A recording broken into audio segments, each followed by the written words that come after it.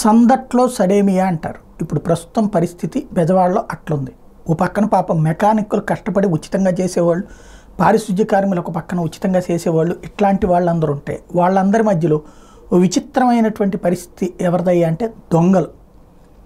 Road మీద పెట్టిన బళ్ళు ఆ ఇళ్ల వాళ్ళు చాలామంది ఏంటంటే వరద కొంచెం తగ్గుముఖం పెట్టినా లేదా మధ్యలో ఏ పడవల్లోనో బయటకు వచ్చిన వాళ్ళు బంధువులు ఇళ్ళకి వెళ్ళిపోయారు.